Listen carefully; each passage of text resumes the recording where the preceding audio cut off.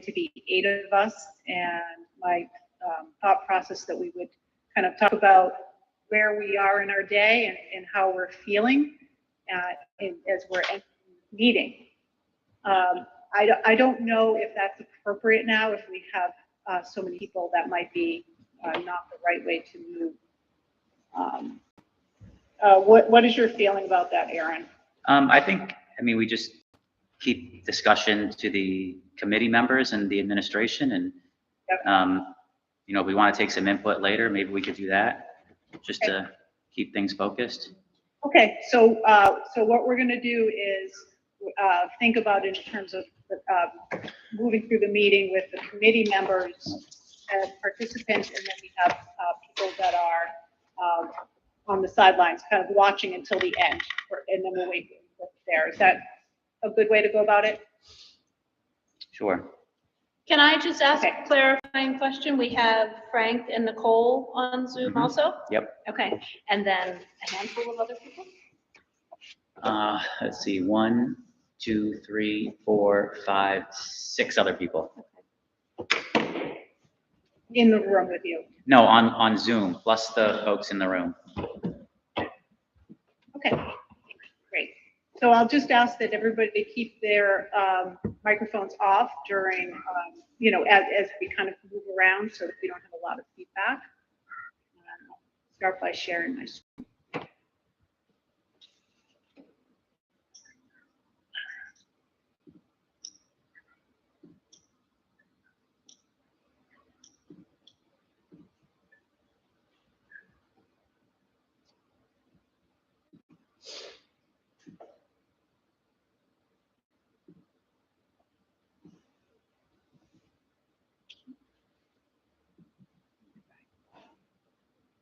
Is she Are sharing? you seeing my agenda or the agenda? You got it up? Screen right now? Okay, good.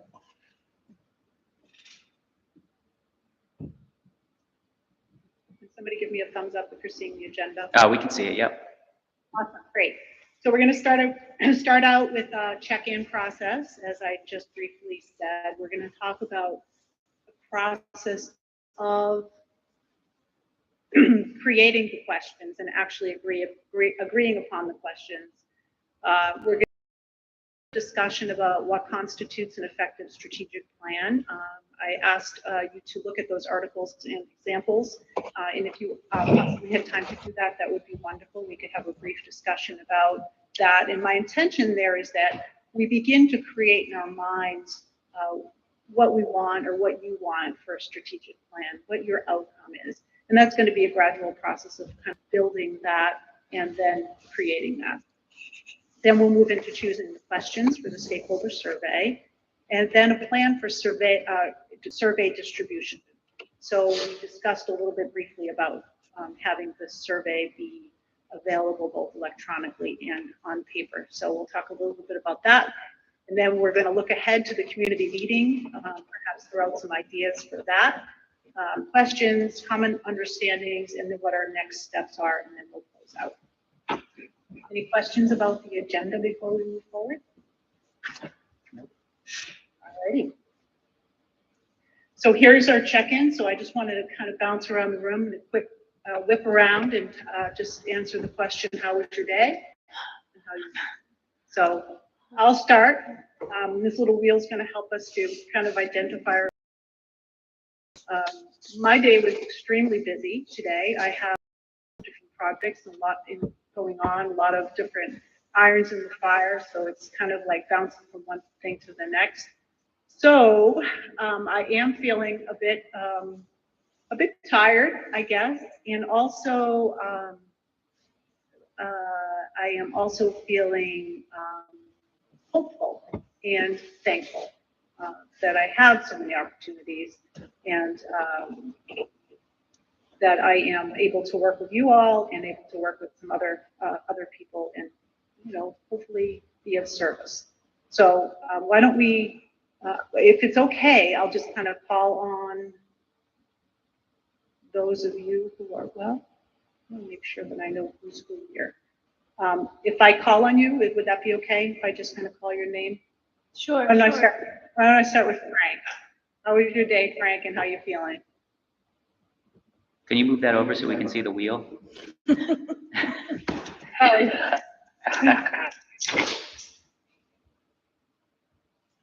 little bit like yours, I think. I am pretty tired and I have been very busy. Yeah. But I always get energized and feel getting things like this done. And these kinds of meetings sometimes can be a little bit taxing, but at the same time, you know that it's moving us forward as far as school district, what our kids and families need to have done. So that's all. I'm feeling tired, but good. Nicole, do you want to go next?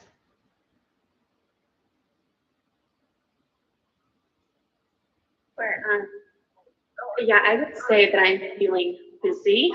And for me, when I get home, if I don't keep going, I will fall asleep. So I've been going so that I was ready for tonight's meeting, which is for the best. So I'm busy, and I would say I'm very happy this time, very joyful in the yellow this time of year. I love the holidays, and I have my lights on all around me, so that makes me happy. Awesome. Amanda, are you here? I am. Do we have two people on? I think she has it. Muted. Not sure. Okay. I'm feeling a little busy like all of you. Had a day kind of bouncing all over the place with multiple classes, doing lots of different things, feeling productive with my classes at school, but also feeling kind of pre-holiday stress through the student lens as they start to have more and more absences with sickness and stress. And feeling committed to this work, but a little bit apprehensive, partly based on some of the questions that were on the draft that you shared. Can you say that again, Amanda? It's a little bit hard to hear you. Say that last sentence again, if you would. I said I felt busy. I have had a productive day at school, but all over the place, teaching multiple classes. Lots of absences with students this time of year, and I said I was feeling committed to this work, but a bit apprehensive, partly due to some of the questions on the draft that you shared. Awesome. Thank you.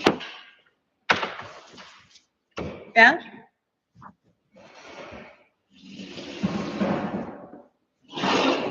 Is Beth here? Beth's Beth's not not with here us today. Okay, Brenda? Yeah, Hi, Brenda. hi. Let's see, my day is typical of every other day, fairly busy. I have two dogs. I have to walk about 5 miles a day. And then I go ride the school bus with the kids. And that's sometimes a chore. Other than that, I'm pretty laid back for the most part. And I do a lot of meetings, it seems though. Yeah.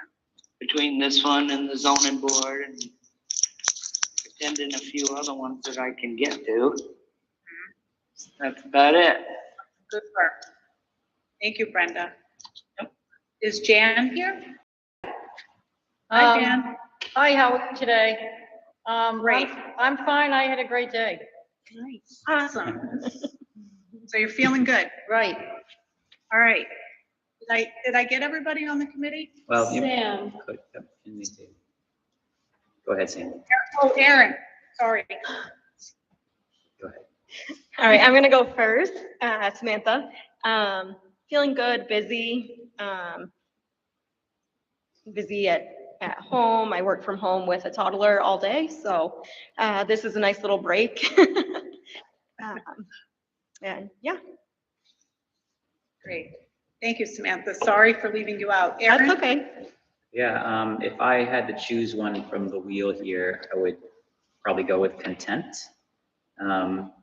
it was a kind of an average day, but not overly stressful. And so I think that's where I'm at on the wheel. Great. Thank you. Did I get everybody now? Yes. All right, perfect. Thank you. Thanks, everyone. So it sounds like we have kind of a mixture. We have people that have had busy, stressful days or just have a lot on our plate. And we also have some people that are chill and have had a semi-relaxing or peaceful day. The next question I want to ask the group is, this is, of course, group norms are important, but I didn't want to just throw up some group norms and say, hey, here are the norms we're all going to follow. So instead, I would like to ask you the question, what do you need from this group during this meeting? And what are you willing to contribute to make it? So I will go first on this one as well, and then we'll kind of whip around one more time. So what I need from this group during this meeting is a commitment to listen carefully to others, but also to be honest with your opinions, because that's the way that we're going to be able to move forward as people are honest and forthright in sharing, but also obviously listening to others in a respectful way. And then what I'm willing to contribute to make this meeting productive is to listen carefully and to listen with the intent to really understand. So that's my contribution.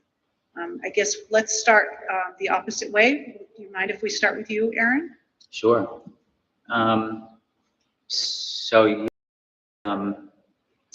Collaboration comes to mind. So just kind of having a spirit of working together to find the right questions to ask.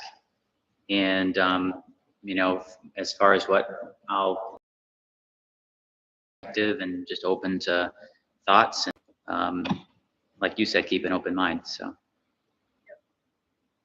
Great. And Samantha?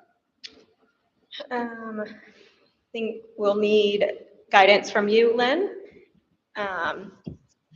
And yeah, just listening to each other, hearing each other out, and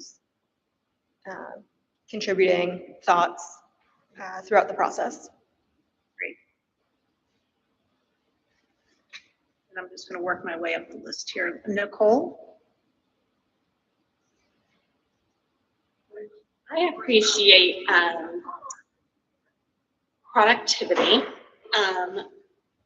and not getting bogged down in the small details. Like, for us all to just kind of understand that this is a big process,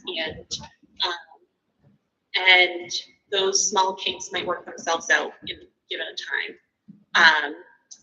I, in turn, will bring what we're doing to school, try to make sure that we at Croydon Village are honoring what the goals are of this town and our community and our parents.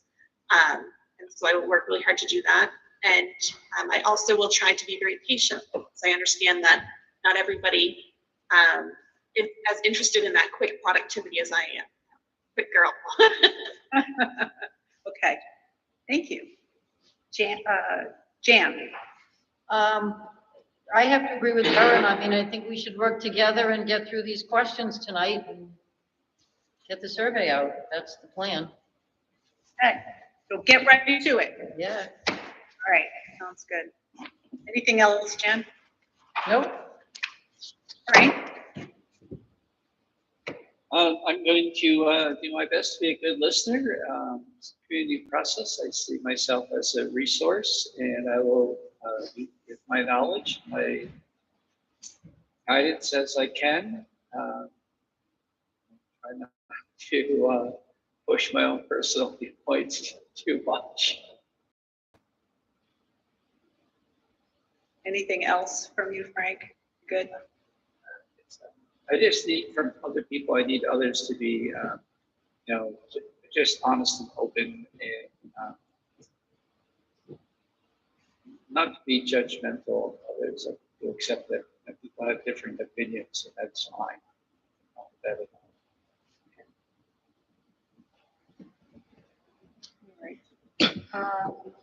We said Brenda is not here or Beth is not here. I can't remember. Brenda's here.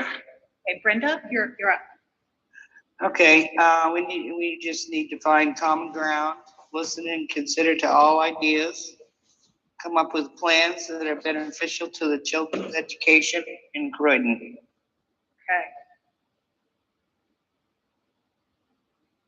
Okay, That's it. great. Thank you, Brenda. You're Amanda? welcome. I like everything I've heard so far, and thank you, Brenda, for bringing it back to the kids. I was thinking that we need to be cognizant kind of our audience, not only, not necessarily tonight, but of the audience for the survey, and the potential impact in putting the survey out there, not just in gathering Right. results, but also in the questions and how we ask them. And I'm happy to contribute open, listening, honest feedback, collaboration, yada, yada, yada. So what I heard you say, Amanda, and I just want to restate it to make sure I understand. You're saying that we need to make sure that the questions, we need to consider our audience as we're developing questions, and consider the impact of the questions and how they may be interpreted by the audience. Yes. Thank you. Mhm. And I think that's it, right? Got everybody? Mhm. Okay, great. Thank you for that confirmation. Well, I could never have come up with with those fantastic forms. So thank you very, very much. I think you did a great job there. Let's see, heading back here. So has anybody had the opportunity to look at the Reeves article and the example strategic plans that I shared in the folder? Yes. Yes. Okay. Why don't we just kind of, I don't want to take too much time in this because I know we're going to need a lot of time for survey questions, but I did want to kind of make sure that we don't forget what the end goal is here and that we are always kind of working toward what this is going to look like in the end. So would anybody like to chime in first and kind of give some feedback and some response to the to that article and to those examples? One of the things that I took away from it was similar to what we discussed at the last meeting, that shorter plans oftentimes are more effective in keeping things sort of, I guess, concise and easy to wrap your arms around. I thought that seemed to be a theme of the article and also some of the examples that were given. Thank you. I would echo that and say that was a takeaway for me, but also going back to the Reeves article, which talks about the importance of being concise and concrete in what you're looking for. I was really struck by how many 70% of business streams and a comparable amount in education are never implemented. And I did feel a little bit of concern given the way we kind of curtailed your work and your contract, and the idea that we might not need you in the implementation phase, but working in education, I see plans all the time that are for people, and once you get them done, then you're on to revising something new. And I really want this to be meaningful work. I didn't hear everything that well that you said, Amanda. There's a little bit of feedback there, but I'll try to piece it together and you can correct me if I'm wrong. So shorter plans with fewer goals is generally better because people tend to follow through with fewer goals. When we have too many goals, we're overwhelmed and we're not able to follow through on them. You're concerned that you may not need the phase 4, which is the kind of the monitoring, the implementation of the plan in terms of my proposal. Am I right in what you're hearing that correctly? Yeah, my concern, kind of to clarify, was about that final stage and the kind of lack of clarity for us moving forward about your role. You know, that we're kind of working with you as a guide in developing this, but we haven't clearly established if you will have a role in that final stage, which really, to me, seems like the most important one. Right, right. And I think, you know, certainly Frank chime in on this too, but I think that that's something that TBD, you know, we're here through phase 1 and 2 through June. And then I think it's kind of up to you all in terms of what you need moving forward. So once the plan is established, there will definitely, you know, like I said before, it's not a plan that goes on a shelf. You know, it's something that you're continually monitoring. And you know, we can do it several different ways. You know, we can set up the monitoring and tracking, and then you kind of go along and your own. And then, you know, with small consults from me, and then maybe I come in at the end of, say, a year, and then you want to revise some of your goals, and we can move into another kind of roll it over into another year. So I guess what I'm saying is it is fluid, and it's totally, it depends on what your needs are. Yep. I just will quickly chime in that I'm working on funding for the remainder of it through a grant. So hopefully we'll have money through grants to fund it throughout. Otherwise, we can certainly include it in our budget that's upcoming. Yep, I see that in the chat now. And I think that we were talking about this as a longer project really that would take possibly a couple of years. So we weren't necessarily thinking, you know, it's not to say that in the next budget we allocate more money if we decide that we want to expand the scope or whatever. But I would also say, I think, Lynn, one of the points of the article was that you sort of build these strategies so that they're not so complex that you can't easily execute them, so that the so onerous on it from that end. Is that right? Yes, yeah, and that may have been more to your point, Amanda. Sure. Is that your point, or was it the opposite? I don't think I was making the same point as Aaron, but that's a good follow-up. Yeah, yeah. Yeah. Yeah, I think she said she was struck by the 70% statistic, and I actually was a little bit struck by that as well. And although not surprised, because I think it's very easy for, you know, you to overcommit to a lot of lofty goals, and then you end up doing none of them.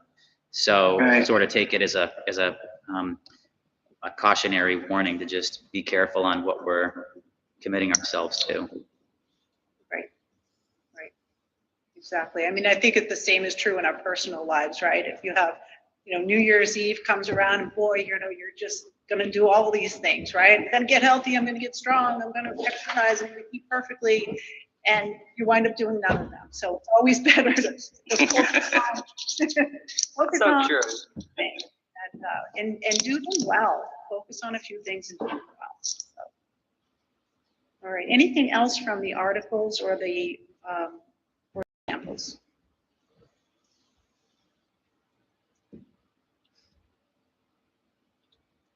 One thing that struck me when I looked through those examples is that having the goals, having those targets, having the target goals, and then like actually monitoring. Somebody just popped in. Actually monitoring your progress. Yes, the articles can be made available to the public. I'm not sure what the mechanism is for that, but certainly we can do that, and I'll get them to the right person, Nicole. Thank you. Thank you. Thanks for that question. Just lost my screen. One second.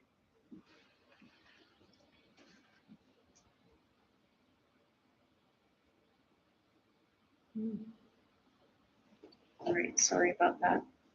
Now it's all you. Call me all the time. All right. That's better. All right, let's, so anyway, the thing that struck me was just having those targets in place and actually monitoring. I think it was the Kennewick School District that had a really beautiful spreadsheet, basically, and they had, mechanisms in place to monitor, and they actually monitored, and I think that is key. All right. So if there isn't anything else regarding that, let's go on to questions.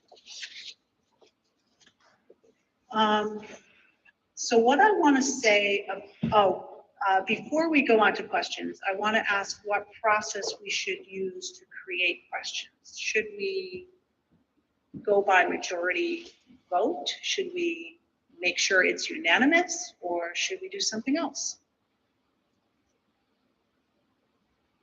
Good question. That's a good question.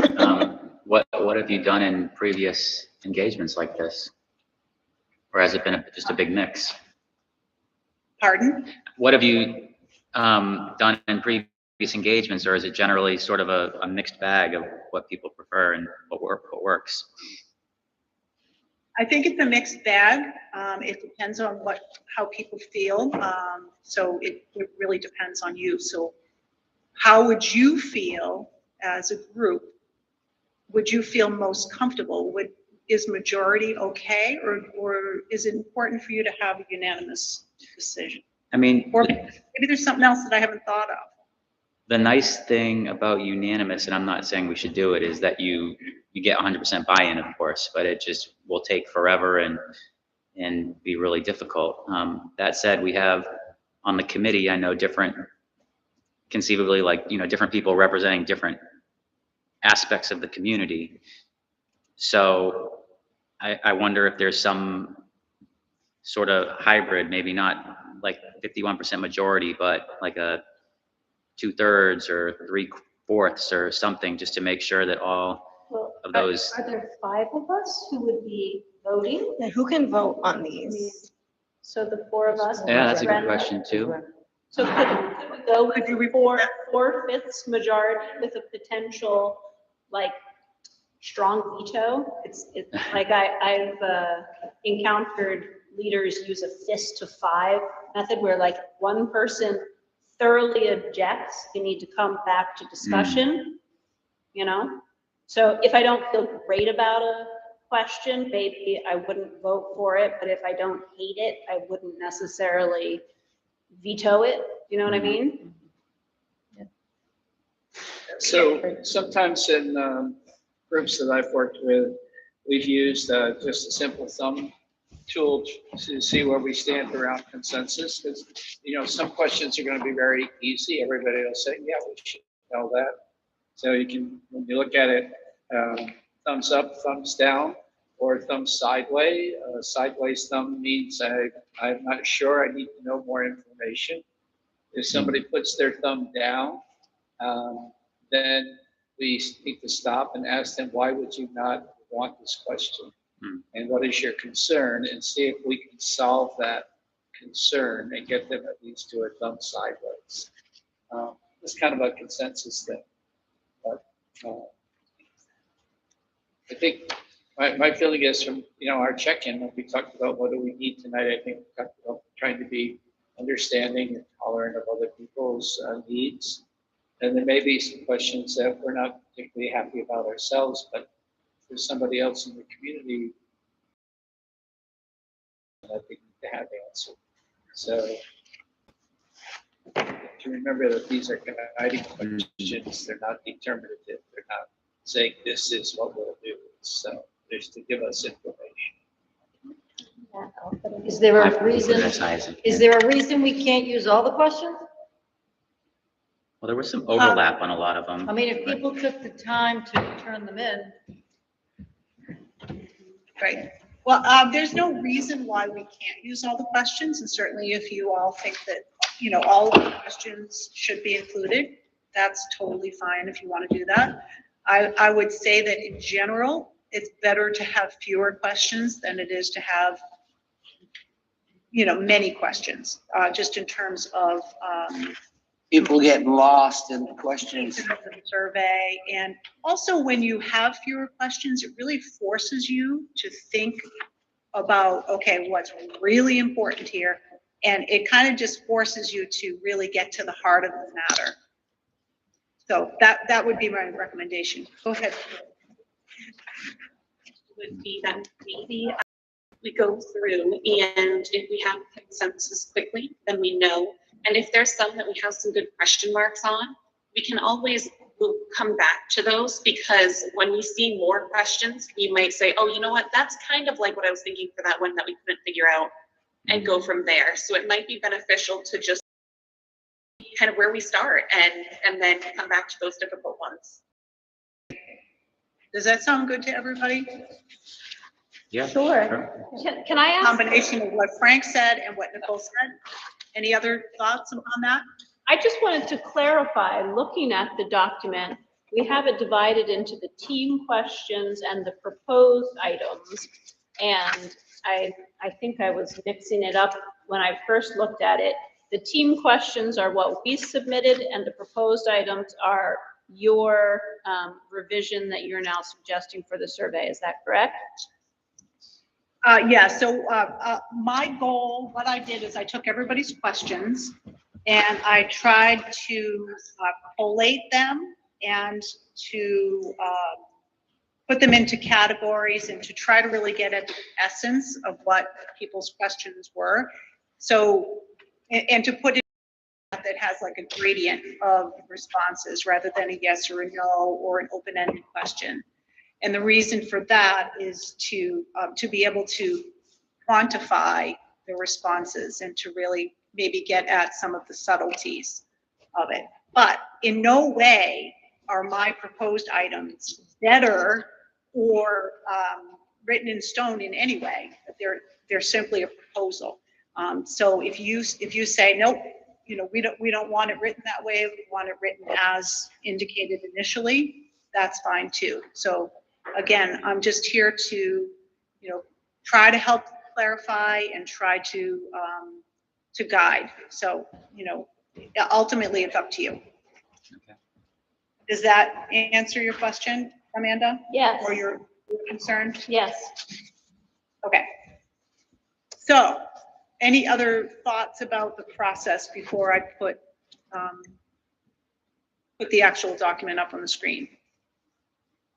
Nope.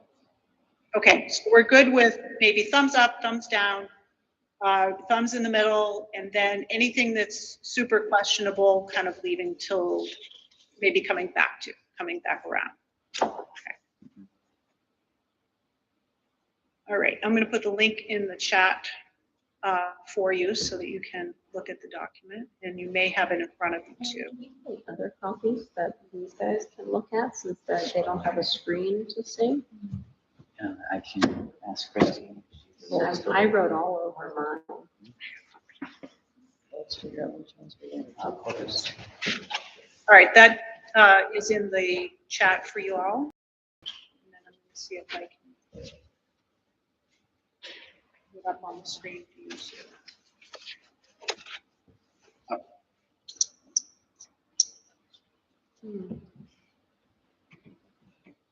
Now it's all you again.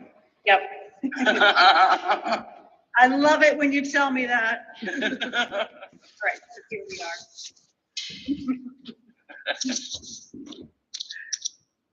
All right, hopefully you can see at the top it says 2022 December 5th draft survey questions.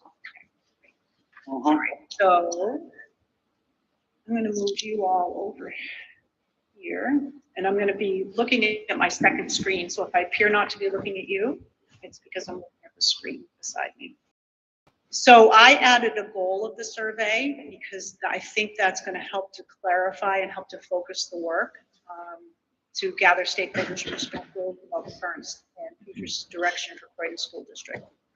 Any questions or anything you want me to change about that? About which part? I'm sorry, I couldn't quite hear you. Oh, that was the goal of Oh. the survey, Amanda, to gather stakeholders' perspectives about the current state and future direction for Croydon School District. Good? Sounds good to me. General, survey questions should be related to areas within the school district's control. For the purpose of this work, it's really better to leave questions that are out of our control for another time. Not to say that they're not important, but they may not be within the scope of what we're doing here. And they may just serve to bog us down and not be able to move forward. Thumbs up on that. Yep, thumbs up. All right. I thought in order to, at the beginning of the survey, that we should put some kind of a goal for this committee. The goal of the strategic plan committee is to create a plan that will define and outline the direction for the Croydon School District. Community input is a critical part of the process. Please complete the survey and attend our meeting on Saturday, January 21st, 2023 at the Fire Hall at 10 a.m. Thumbs up. Any questions? Sounds good. Okay, awesome. Somebody mentioned that we should include some general information at the front of the survey, including the items that you see there, students, amount of money to run the buildings, the number of students in 5 through 12, where they go, the cost, the SAU cost, the total number of students, and the money we spend, and the tax impact per 100,000. Yeah, I was going to ask if you had gotten all that information yet, but it doesn't look like you have. I imagine some of this would come from Beth. So that was my question. What do you think, first of all, and who would gather this info?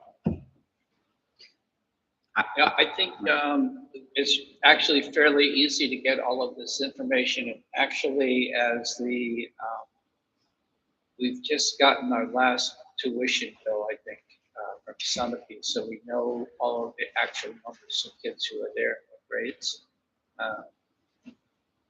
So without, adding pages to this document of information, it's the same kind of information we put together for our calendar report every year. So we can easily, we can pull this out really pretty quick. Okay. And who would do that, Frank? Myself and Beth probably are the two people who should have that responsibility. I think you should keep it simple, though. There, You yeah, know, sometimes the town report, it gets complicated. Yeah, I think Yeah, just yeah. as simple as Try to make it possible. as, keep it right to, maybe, we'll try to keep it right to those questions that you have Right. exactly as they are. yeah, that was going to be my feedback too. I think totally makes sense. It's a good idea to put this in. And anything that we're putting in the survey itself, if there's some sort of background information that's required, we should have it up here just so people are somewhat informed and have the information. And I would echo Jan's thought to keep it simple. I know that our budgets can get quite confusing. So I had some quick notes written down, like K through 4, I imagine would be the building, the teacher, the principal, the benefits associated, and 5 through 12 with tuition, superintendent, special ed, and benefits. So just not really making it overly complicated, trying to keep clean buckets for people. And then for like number of students and where they go, like that could get very like crazy too in the details. So if we could narrow it down to easy buckets, like 50% go to private, here's the cost, 50% go to public, here's the cost, or 90% go to public in 9 through 12, just some way of keeping it easy to digest. And then just a general note I saw on this section, and then in some parts in the survey, any like acronyms or technical terminology like SAU, we might want to just make sure.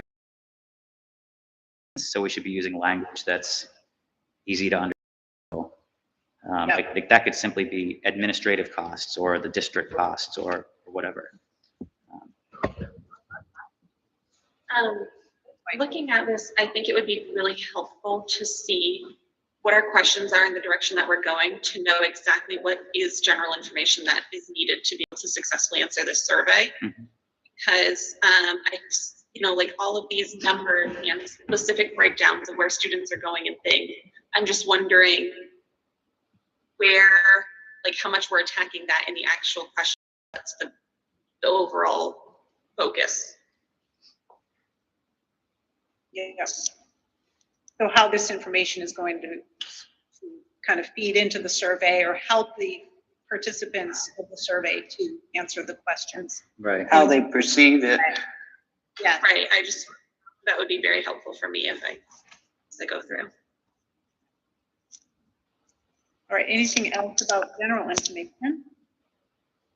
Well, kind of related to what Nicole just shared, I was thinking while looking over the proposed questions that some of them might need a bit more information at the start of it that Right.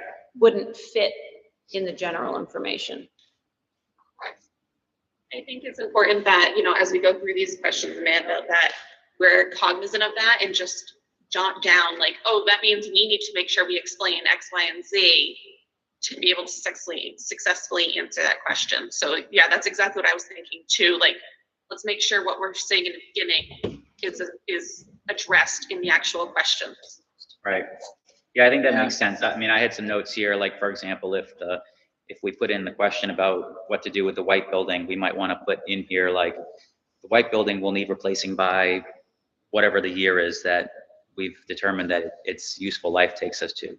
Just some sort of background if it relates to a specific question.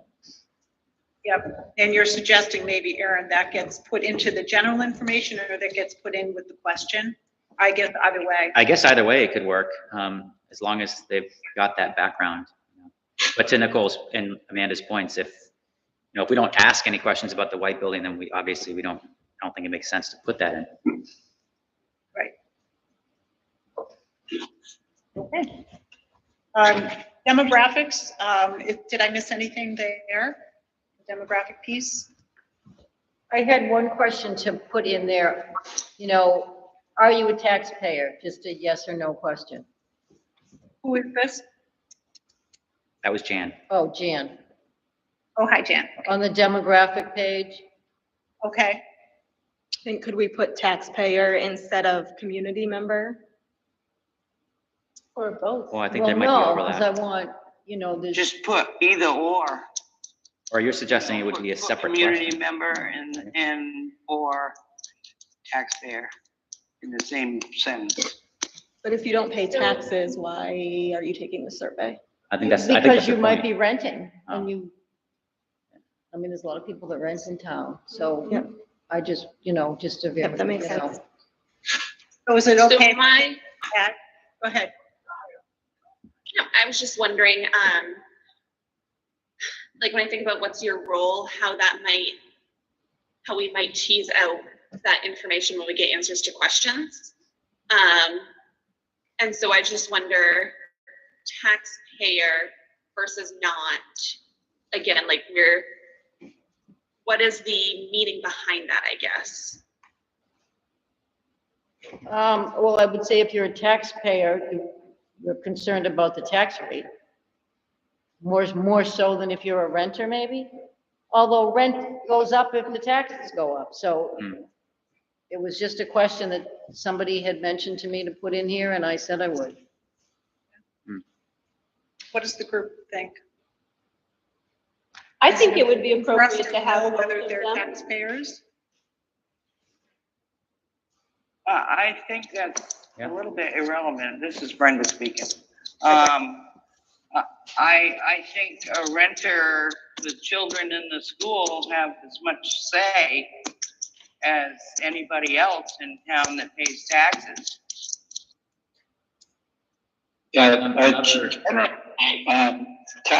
Rent includes a portion of taxes. I know in the state of Vermont, renters actually get a deduction on their state income taxes for taxes, which are part of rent. Mhm. It's some sort of calculation they do.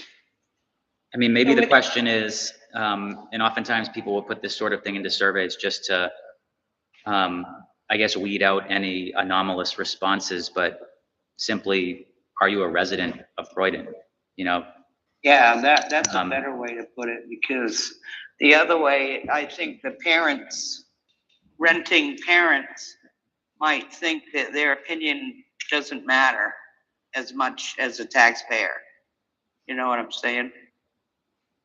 So would it make sense to take out community member and put in resident of Croydon? Would that satisfy that? I'm not sure that that really gets at the point that Jan was making. Can we have a question. I know this was kind of closed discussion, but we've got questions in the chat. Ed can't really throw a question into the chat. yeah, if it's quick, yeah. Okay, from somebody who does rent, who may be in the situation that you're speaking of, I do pay rent. I am a resident of town. And. Excuse me, I'll repeat it for you. we're not in, Depending on okay, how go you ahead. phrase that question, it definitely will either, there's potential to rub people the wrong way or make them feel less valued. I hear you. Now, I understand what you're saying, I really do. But I also think that when you're talking about renters in town, they feel as though their rent does pay taxes, because the person they're paying their rent to has to pay taxes on that home. Whether the homeowner resides in town or not, somebody in that residence has an opinion on things that happen in this town. Mhm. So I mean, I definitely understand you wanting to get that question out there. But I think the town, are you a resident of Croydon? I think that's a pretty fair question to include. Yeah. As far as taxpayer goes, you can enter the gray area on that however you want and answer the question however you want. So, I don't know if I'll be able to repeat the whole thing, but basically, asking that could rub people the wrong way, and people pay their taxes through their rent. It's a pass-through cost. So, they're supporting not having that question. Personally, I think that makes complete sense. I do think it doesn't hurt to have a yes, no, are you a resident, just in case random people get a hold of it online or something, and we get a bunch of weird, responses or whatever, and we know that we're actually looking at the residents. Or somebody from Claremont passes Yeah. through Croydon and stops at the store and picks one up. I mean, it's all on your honor anyways, but it's not a bad idea to have that in there, but, yeah, I think. So what I think I heard was, having something like, are you a taxpayer on this could rub people the wrong way. And it could set people up to be defensive or I not agree. not feel included. Are you okay So- with leaving it out, Jan? Yeah, I just threw it out there. Yeah, so did I interpret that correctly? Yeah, I think we're all okay with this, right? Leaving it out, or? Without, so. And do we want to should- put the residents thing on there? Well, Resident would be good, I think. my only thought there is that we also have members of the community who aren't residents, but own property here in town, Hmm, who might not then have a box to check. and they would be paying Right. taxes. Yeah. True. Like summer residents Hmm. that, Or business owners, I mean, so could we have community member and resident? How about, do you own property or rent in Croydon, yes or no? Yeah, Want to make the multi-answer. well, right, there's You different own bullet property, points. you live elsewhere, town resident, renting town, give them no answer the way they want. Yeah, that'd be fine, but I think that, to the point that was made earlier, is that they might think, oh, if I circle rent, maybe I'm gonna, it's gonna, But I think there's less of a distaste to call yourself a renter than to call yourself a non-taxpayer. okay. But this is check all that apply, so, I mean, Hmm, you wouldn't be saying, I'm a non-taxpayer, you just wouldn't check that box. Why don't you do a property owner and or resident? Yeah. That covers the summer people and everybody else. Okay. All right, let's leave it at that, So property owner or resident? Resident. a resident. Got it.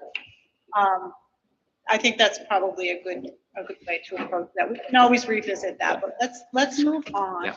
Before we move on from demographics, I was actually thinking of one other bullet point. Okay, go ahead. Perhaps parent of homeschooled child, because up at the top you have parent of CBS, parent of 5 to 12, but you don't have a spot for homeschooled. Okay, Sure, yeah, what do we think about that? Yeah? I'm okay with Yeah. that. Yep.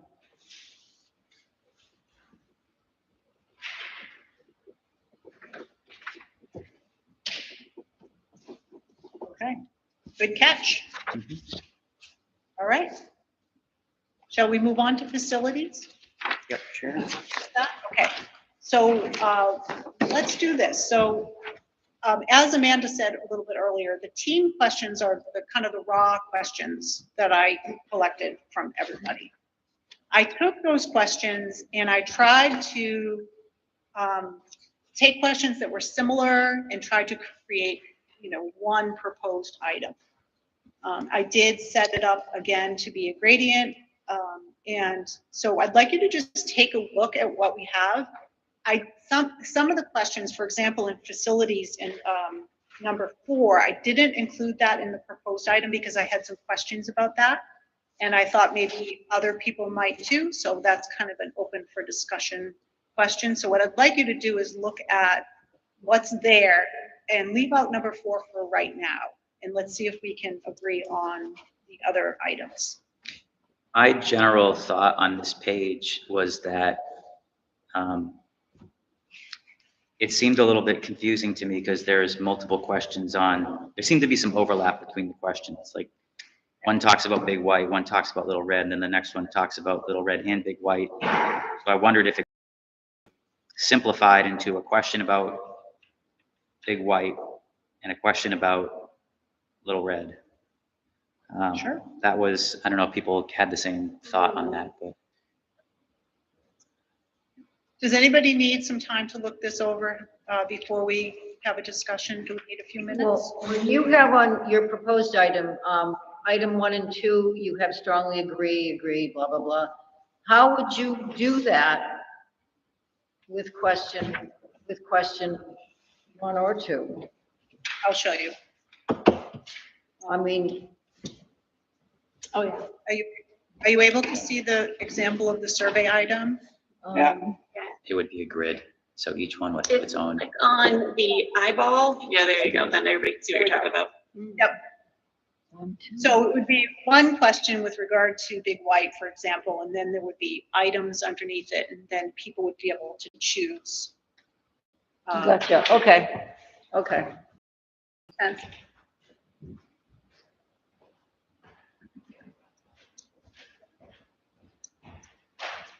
so not all questions will be that way, but I think the more we can make it standardized, the easier it will be for people to.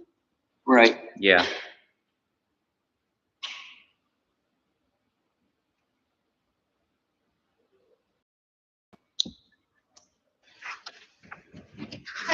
To return to what Aaron said about having perhaps 1 and 2, but not 3, I do think there is some repetition in number 3, but there are also some newer elements. Mhm. And if you took out the repetition, which is largely 3A, it would seem to be missing. Do you know what I mean? It would seem to be what, Amanda? It would seem to be missing, like you'd wonder why that wasn't an option relative to that question. yeah, well, I think that if we did pull it down to 2 questions, we need to pull some 3 up into the other 2 questions. Yeah.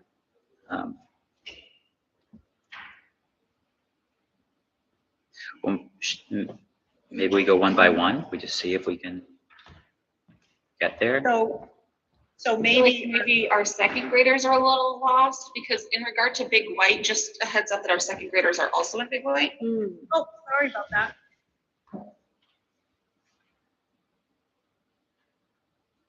And then we also this year do unified arts in Big White. And so I don't know that grade specific white, well, I guess if they went down to K1, then it's just do that in their classrooms, I suppose. Yeah, and I don't know if you need to get specific about the grades either, because there's nothing to say that we Right. can't shuffle who's in what building. So it's more about what do Right. we want to do with the buildings? So, I agree. I don't know that grades is, I think, however, this is an important question. I just don't know that it's in regards to Big White as Mhm. much as in regards to what grades are we keeping in Croydon or adding. Right. Maybe there would be a separate question where if you favored tuitioning out other grades, and then maybe they rank the grades, you know? Or they say or none, I don't know. Maybe you split the two things out. or could they all be merged into a series of strongly agree, agree, neutral, disagree, strongly agree, disagree, under that facilities umbrella? So instead of with regard to Big White, please respond. With regard to Little Red, you could say, with regard to our buildings, Mhm. please respond.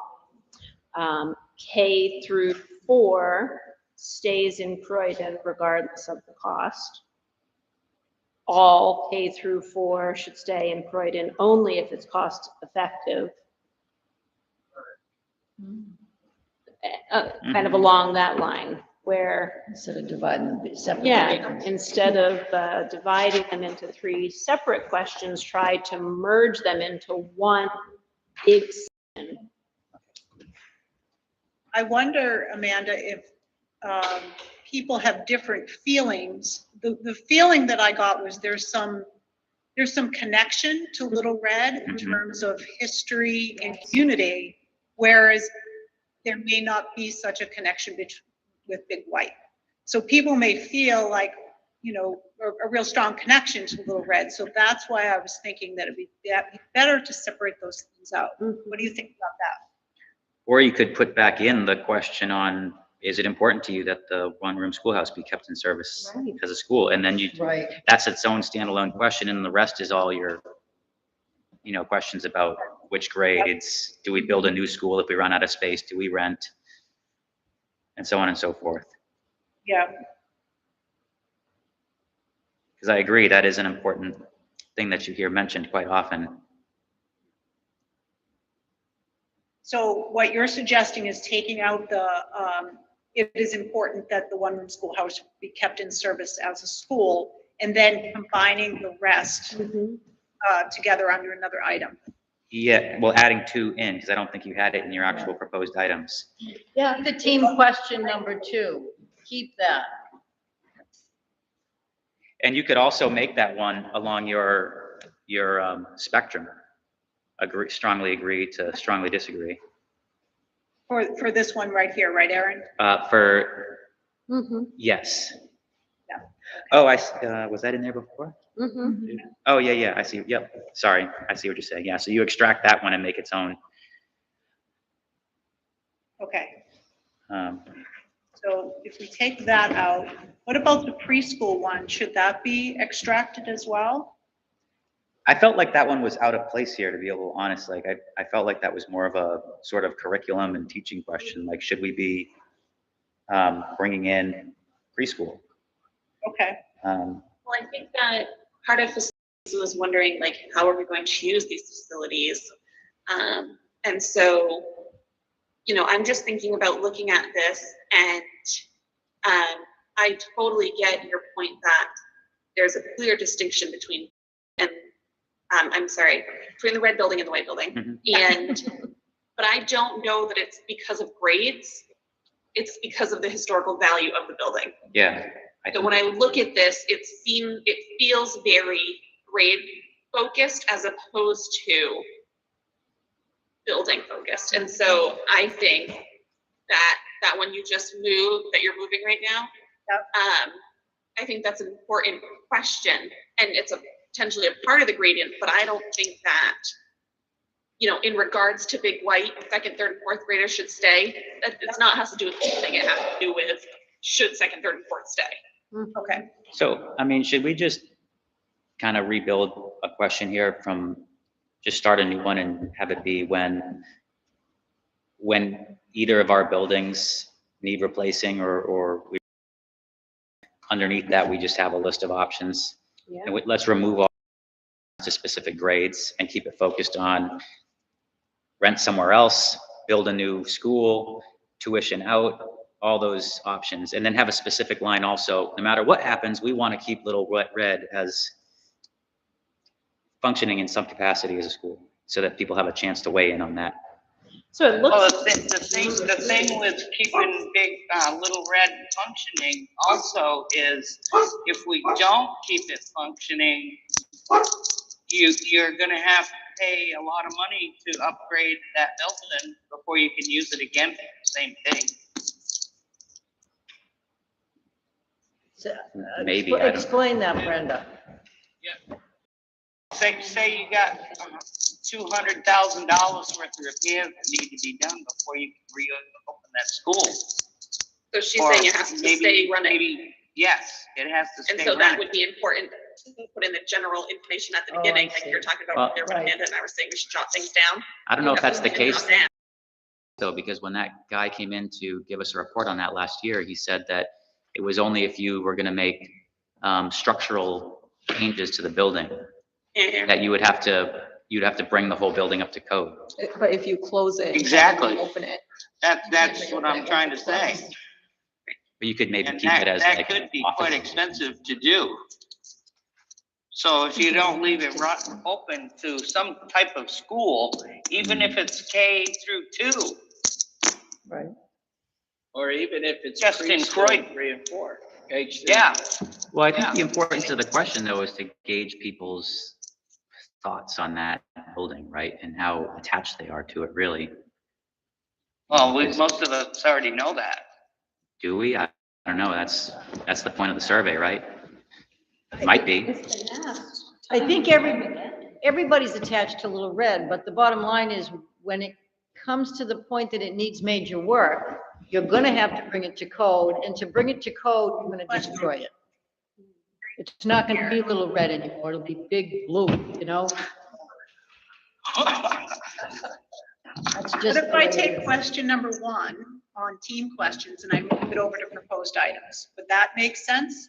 And then I use the gradient on that, on the tuition out, how do you feel about, I think we should tuition out more grades. I think we should rent space. I think we should build a new school. What do you think about that? Yeah, I think that makes sense. That's both, So, that includes both, yeah. but I would maybe on that third item that says build a new school, just leave it at that. Don't say 4 grades, right? Let's keep it grade agnostic. Right, because you're still gonna wanna use Little Red for something. yeah, going off of that, when you paste that back in, builds a new school building for some grades, builds a new school building for all grades. Or builds a new school building for some grades and keep Little Red in running, Yeah. with students. Hmm. Because that's clearly the distinction that was originally trying to be made. So instead of labeling grades, could we just say, builds a new school building for some grades, in conjunction with Little Red, and then Yeah. build a new school building for all grades? Yeah, I mean, these choices, And that's good. inevitably close Little Red. are these going to be on that spectrum though? Because if that's the case, these aren't really mutually exclusive. We could have a line just asking people's opinion on Little Red and then, rather than making it like a very complicated, She's done that on 1 and 2. oh, yeah, okay, I see that, yep. Okay, never mind. What was sorry. Say again? What was the never mind for? You said never mind. I forgot that you had number 1 already up there on its own. So, So that's good. So you're gonna use 1 and get rid of, you're gonna use the team question number 1 and get Yeah. rid of Erin, would it be helpful if you put The proposed. between you so she can see that? He's moving number 1 over to proposed, from team to proposed. Okay. Right. And then what are you gonna do with proposed 1 and 2? And 3? She's editing it, that's why I thought it might be helpful. All right, so let's talk about what the options are for number 2. Pushing out more grades, rent space, build a new building. So for some grades, right, and then build a new building for all grades. Not sure for other. Yeah, Well, you just probably gotta change your numbers, 1, 2, Yeah, I'll 4. fix, yep, I'll fix the numbers. Should we also put this, consider a joint construction project in with that as well? yes.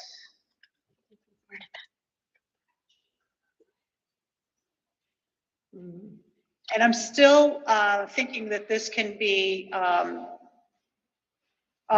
the same gradient too. So these Yeah. could be items that people would, agree or strongly disagree or whatever on this. Yeah. Can I jump, on number 2 with the bullet item, build a new school building for all grades, it should be clarified, all grades K through 4. I think that's what you mean. Yeah, Right, not K through 12. Right. yeah.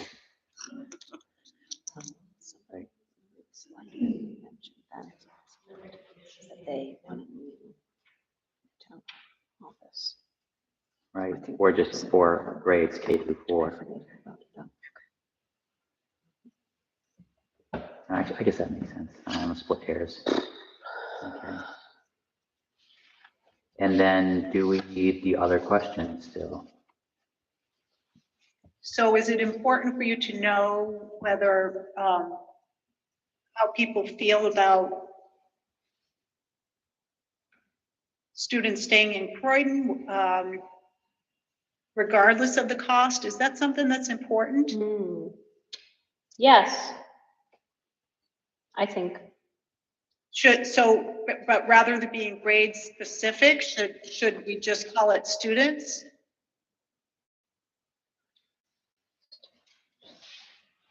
And we'll take out this with regards to Big White. Well, do we want it to be K through 4 students? And this kind of gets at one thought I had reading through all of the proposed questions, was that we want either separating questions related to 4 in Croydon facilities versus whole district tuitioned students, or just make sure we clarify every time we jump from one to the other. I mean, maybe they should be organized by Right.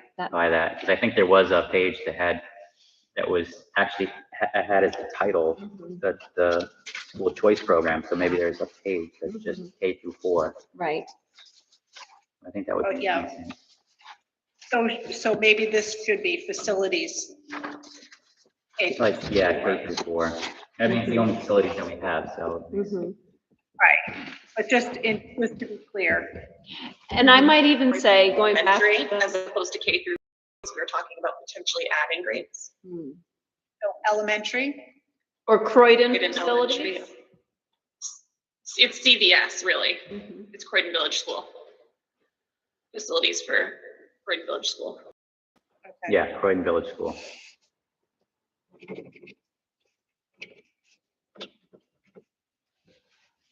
But I might reiterate, having taken many surveys, sometimes as you are scrolling down and answering questions, you can forget what your heading was. So when we reference all grades and we mean all K through 4 grades or all CBS grades, I do think we should specify that.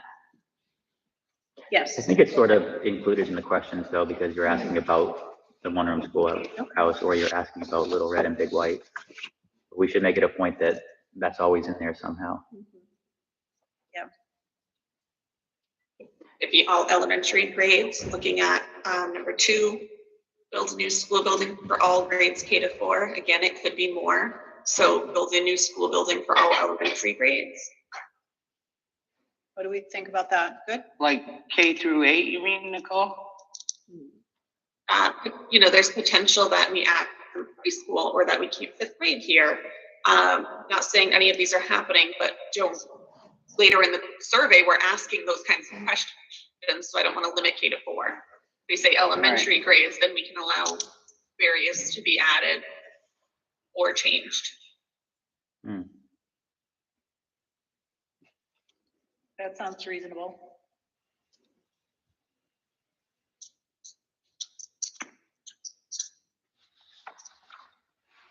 Yeah, I think you could put that out there as a question. Of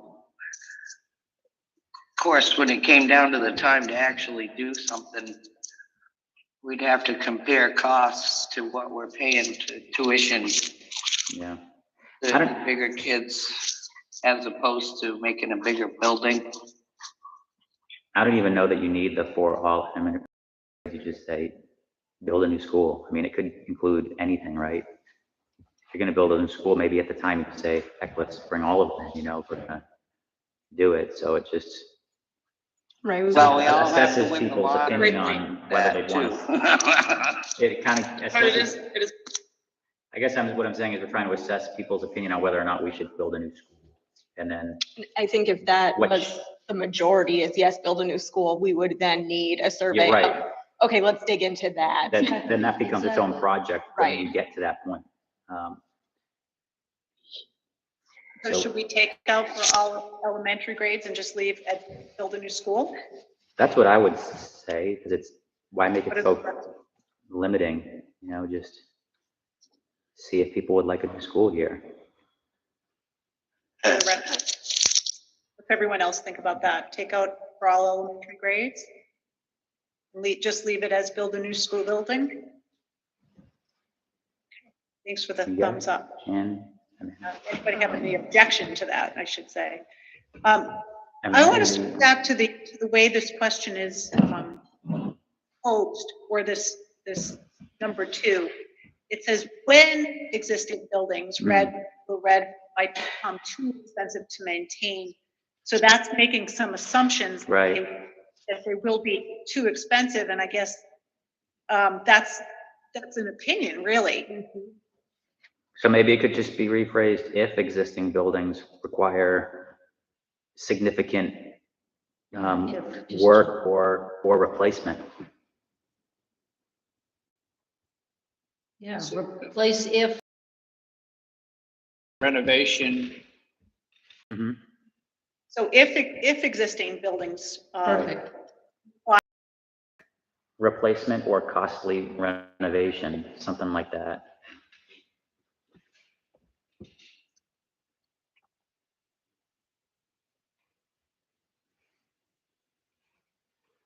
Or just, you could leave it as is, if, as long as you change the if existing buildings become too expensive to maintain. Either way. yeah, do I mean, that that's too. just simple. You don't have to go into a bunch of detail. Right, or you could also say if they become cost inefficient or something like that. Mm. I think we're splitting hairs, but I think it's, Yeah, I think I can put it back to what it was. To keep it broad, I guess. Too expensive to maintain. Right. How's that sound? Perfect. right. All right, okay. I think that we don't need to have the not sure, because that's going to be included kind of in there, in the gradient. And then I wonder if we could put a question at the end about, you know, a open-ended question about facilities at the end, That makes sense. Yeah, that was my suggestion. rather than other. All right, how happy do we feel with number 2? Is that a thumbs up, thumbs down, or Up, thumbs up. good? I can't see. I'm a thumbs up. Yeah, I'm a thumbs up. And All right. that last one's a bullet point on its own, I think. Yes, it is. I'll have to do some, some Formatting. fixing. I think I saw a question from Hope like flash across my screen, but the select board, Chairman Russ actually did say at one of our meetings, like, hey, we should talk about doing a joint town hall and school. So it has been mentioned, so. Yeah, you just, Thanks, Aaron. Okay. you would just have to just add on to the existing building. Yeah. So we should, we should stay in Croydon regardless of the cost. Are we keeping that or ditching that? Did we get at that in our previous questions here? Can you scroll that up, Lynn, Oh, a sure. little bit? Yep. That's good.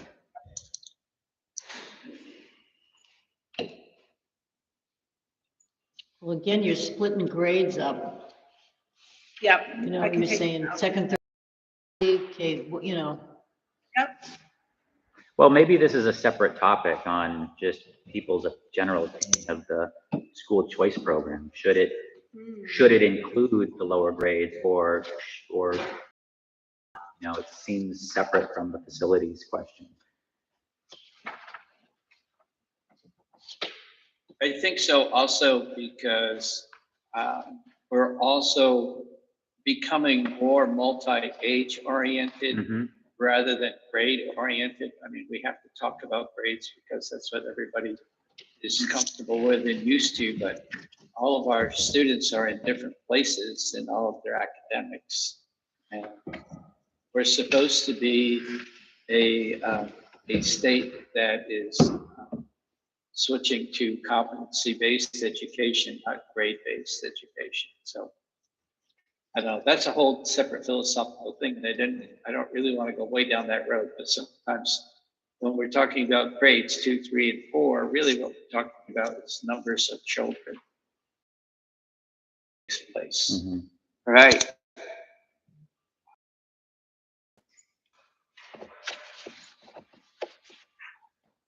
Is it true? But we do have to have a way of talking about it for the public though. For the public, we can't ask that kind of a question with the public, I don't think, because we haven't prepped anybody with any kind of information or knowledge about multi-age, really. Is it true that the discussion about whether students stay in Croydon or not is in large part a facilities question because of the cost? Is that a true statement? Yes, I would say. Yeah, I don't know. Was the impetus for the school choice program to give people more options, or was it to avoid spending money on a school here? Well, I think it has a lot to do with the size of the buildings that we currently have and the amount of kids that are in the school. Yeah, it was developed with the students that were already being tuitioned out of Croydon in mind. Mhm. And it was never applicable to the students who were here. And the question about adding or sending more grades has been a question about, you know, well, what would that do to expand our school choice program? So I'm not sure where that question belongs, you know, because I don't think it's just about cost, but it certainly is related to cost. Yeah.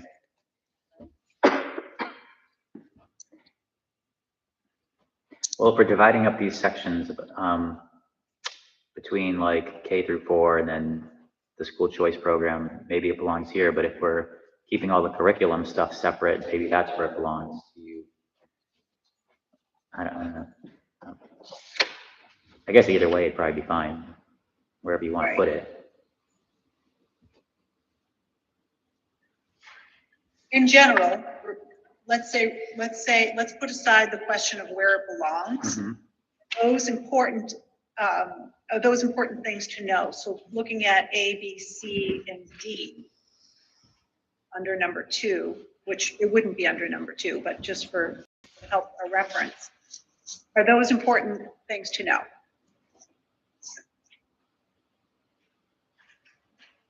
A and B? These right here. is it important to know the answers, how people feel about these statements? I myself think you should take D right out of the picture. I agree. Take which one? B? B? Oh, No, Fifth D. graders should be brought back D. to Croydon. I think that's a valid question.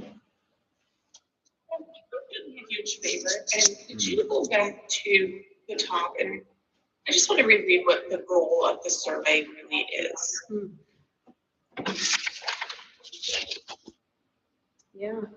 The current state and future direction of Croydon school districts. Okay, thank you. Yeah, and with that in mind, it seems like it would be an appropriate question to ask. I mean, it just came last year or the year before, you know, and there was some divided opinion and discussion about it, so why not bring it up since we're gathering feedback again? But it would be if we had room for them. But then what happens after 2 years, we don't have room? Well, but I So think, you I bring them think back that for a that's year part and then- of, That's a good question. But the question before that is, are we gonna build a new building, rent out space, tuition more? So that would be taken into account. Yeah. So really, this is just getting at the hearts and minds of Yeah. people. Right. And all of those details are things that can be, you know, basically it's just trying to figure out what how are people feeling and what's their perspective. Right. Yeah, to that end, I'm sort of agnostic on D. But, you know, so whatever everybody thinks on that one. It seems a little bit kind of in the weeds. But And I have a thumbs up on, or down, or neutral on D. what do you guys think on D? I see one thumbs up. I think it would be worth keeping. I do too. Doesn't matter. Okay. Leave it in. I'm not- Brenda, did you chime in? Okay. All right. How about ABC? Are we good with ABC? Mhm. All right. And if No, I'm a thumbs down on D. okay. Sorry, my dog had to go out to the bathroom. So, It looks like we had majority thumbs up. Do you want to, as considering what Frank talked about in the beginning, do you want to voice your concern about that? See if we can get you to a neutral, or are you happy to go with majority? go ahead. Thank you, Brenda. All right, we're gonna get rid of this with regard to little red. I see, my whole thought on that is, I don't think you can educate those fifth graders for what you're paying for them at Montessori. True. Yeah. Actually, if we brought them back, we would have essentially no extra costs. We just would have to buy materials. We have a teacher-student ratio. If we could hire a full staff, that would work really well. It would save us money. I mean, if you have the I'm capacity for it. Montessori can't take students. Last year, they Right. couldn't take any of our students. Right. Right now. Okay, how do we feel about E, this preschool question? Is this something that we should keep here? It seems to go with the fifth grade question. Yeah, I think it belongs there. Yep. It does, but I have mixed feelings about that. That you don't, So do you're not I. required to teach those grades. Are you have mixed feelings about the question in general, or you have mixed feelings about? I have mixed feelings about bringing them here, so I suppose let the question be. Well, I mean, you could go into further detail on it, though. You could say, should we add preschool and have the public pay for it? That could be an option. Or should we add preschool and have it paid for by the parents? I know some school districts do, so we Do can that. gauge sort of Yeah. their opinion of the various scenarios around it. Because some people might object simply because it adds more costs, but might love the idea of preschool. Well, another thing is, it's not a babysitting facility. You got preschool, 3 and 4-year-old kids. So, I'm just gonna back up, Brenda, for a minute to Aaron, what Aaron was saying. So you're saying that we put in a question about whether it be public pay or private pay? Right. So if it's a private preschool, then it would be something that would be a private business. No, I don't think so. I think that I mean, Frank, you should weigh in here, but I thought that there were school districts that actually charge Right. for preschool since it's not, do they? My granddaughter's in preschool and my daughter has to pay for it. It doesn't come out of the tax dollars. She has to pay X amount a year. But it's through a It's public. through a Right. public school Yeah. and they actually have a lottery. I mean, 'cause they Yeah. couldn't take everybody. And she got in, but she pays and she pays dearly for it. Mhm. And not only that, we're also already limited on size of buildings. So if you're gonna go at a bunch of these 3 and 4-year-olds, that adds to the confusion of all the other students. I think we're, getting off the topic when we're getting into how people feel about the issue. Right. The question You're really is, do we think we want to know what the community feels about, public preschool? And, but yeah, I mean, it is a current trend, across the country, not only in our state, but other states. And something people are interested in. So, I think you're gonna get jaded. always argue the merits. Yeah. Later, to see if people are at all interested in us even exploring that concept. So I think. Sorry, I think that Go ahead, Ed. I think you'll end up getting some jaded results there because people might immediately reject it because they don't want to pay the extra money. But, Right. but you could maybe work, if you didn't want to make it 2 separate questions and say, do we add preschool for either as a publicly funded option or a privately funded option? So just to assess if they're interested in it. But I would be worried that people would just reflexively reject it because, they think the cost is an issue or something. Thank you. Thank you, Aaron. Go ahead. As I'm looking through these, it almost feels as though the strongly agree, that whole gradient might not be appropriate. It sounds as though a big portion of people's decisions is based off of, is it going to cost me more? Is the cost evened out? Or, where is that at? And so in many ways, I wonder if that's a part of this, if it's a different gradient, as far as like, should students, no problem, regardless of the cost, yes.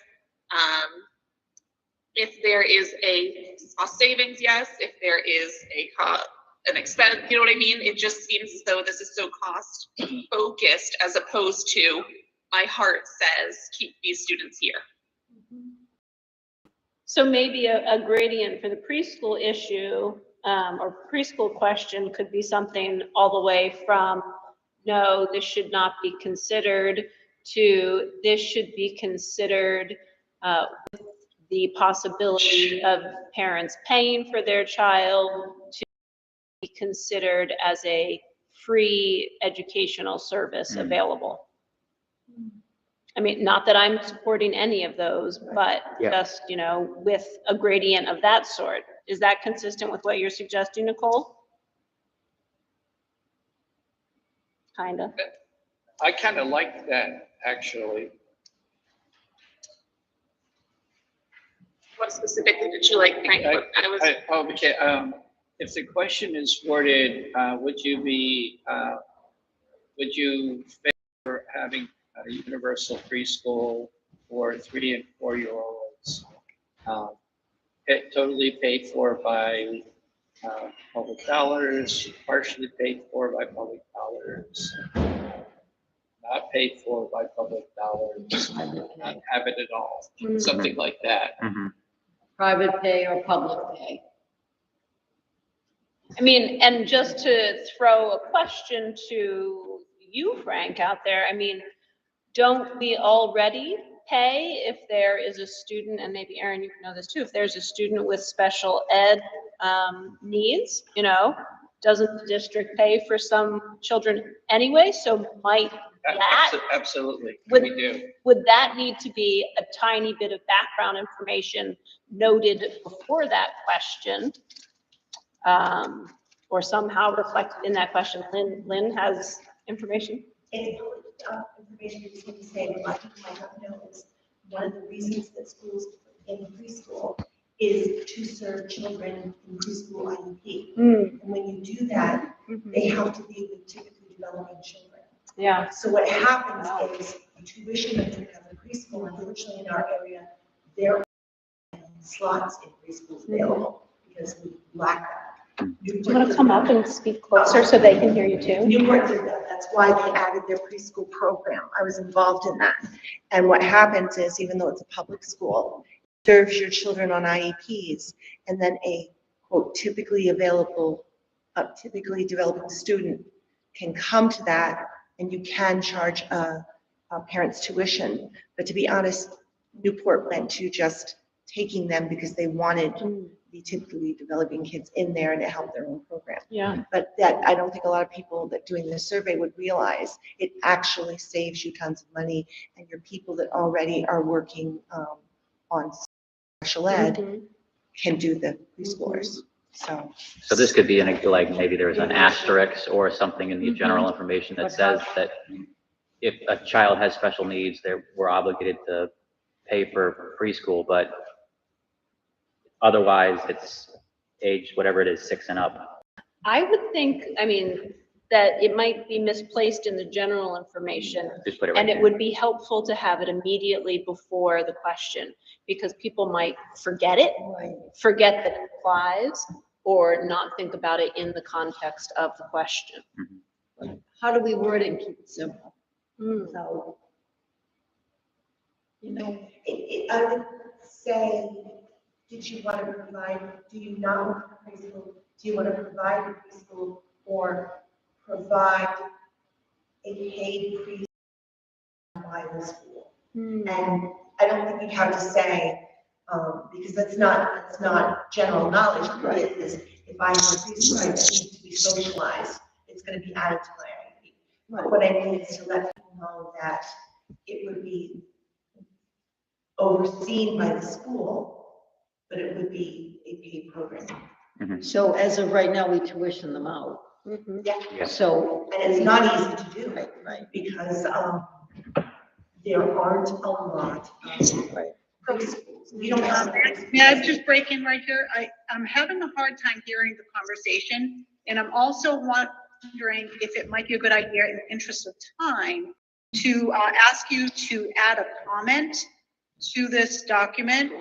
So by highlighting this and then adding comment, you can maybe think about how this might be worded and then add that comment. And there can be several comments in there. So maybe this is something that needs a little bit of thought about how exactly this might be worded in a nice, easy, concise way.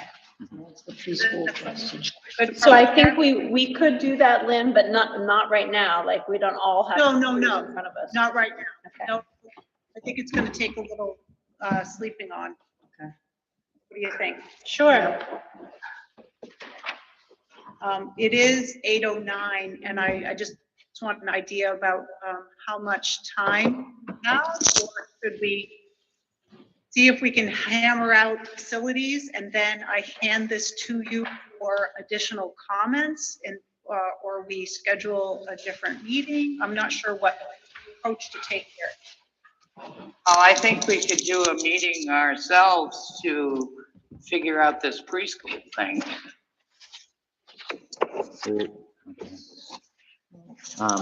Can we get through tonight, at least the curriculum and teaching?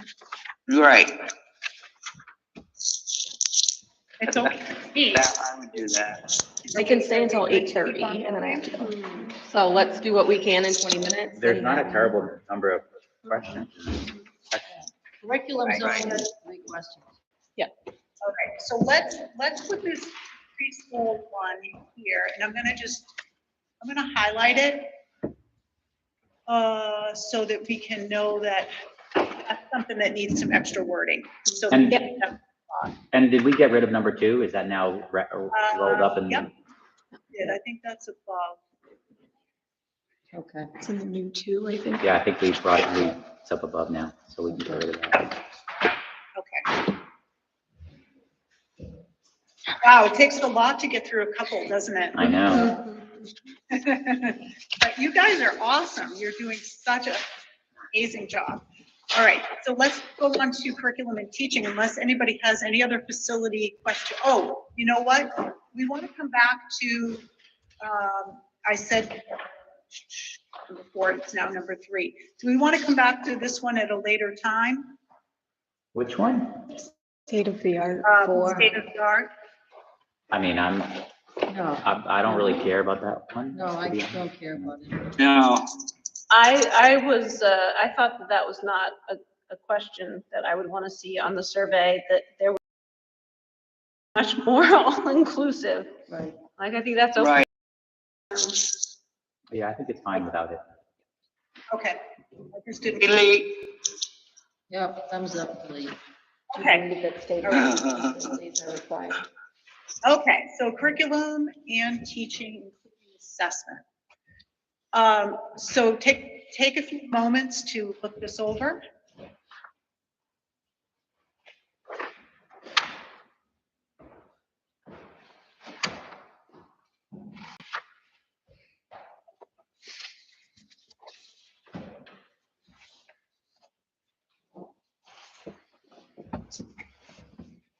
And So then jump this is a right in. question that I'm not sure we have authority over. Which one, Frank? Number 1? Yeah. Yes, because that is right now very tied up in legislature as what is included. It's pretty much the list of those things that are included in an adequate education. And the way that's defined in ed rules, I think 603. So, But also at what level? A lot of these are at a different level than K through 4. So are we looking at the team questions and the proposed items? Oh, I thought we were just looking at proposed. Yeah, I was just looking at the proposed items. Which one are you talking about, Frank? I think number 1. We could look at I'm both. talking about the team Oh. questions, Team number questions. 1. Yeah, I agree, Frank. I was thinking that was not necessarily Premature. not necessarily something that the town could weigh in on. Yeah, and it's quite lengthy too. Okay, so I'm fine with leaving that one out. All right. Thinking about the proposed items, I was wondering about on the response options and I don't know, which I do think is different than neutral. Yeah, I actually had the same thought, and I forgot to mention that earlier, but either I don't know or I don't have an opinion, instead of neutral. Yeah. And I think that would just apply to everything, all of Yeah. these. No opinion. Should we change it to I don't know or I don't have an opinion? Well, you can put not sure. Not sure, don't know, don't care. Or not sure? Unsure. Unsure. Thank you for that. You're welcome. Okay. Great. Okay, so we're agreeing that that first one on the team questions, we're going to leave out. How about the proposed item here, number 1? Well, my question would be, what are we trying to ascertain with that question? People's general opinion of whether or not students are prepared, or? I think she's looking at other suggested team questions or no. Oh, no, as one okay, highlighted. Sorry, I apologize. Yeah. Are we Because I mean, interested, or are you interested in knowing what people's opinions are about the current state of meeting students' educational needs in Croydon? Are they well prepared for both middle school and high school? How are they doing as graduates? Because we have some data, right? So is the question like, do people's public opinion comport with the data, or like, I think think there's Of worth, public perception.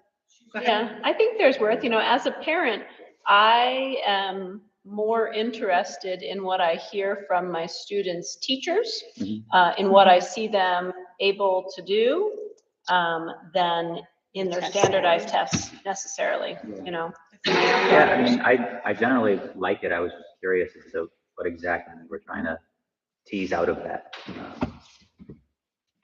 So Yeah, perceptions might be different than. You're what- asking people, I think it's a thumbs up. Mhm.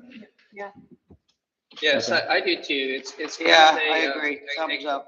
All right, It's easy. a question on satisfaction. Are folks satisfied with the work that we're doing? Need to find that out. You could always have a comment section too. Mhm. Put a comment section in there, if they have something to say about it.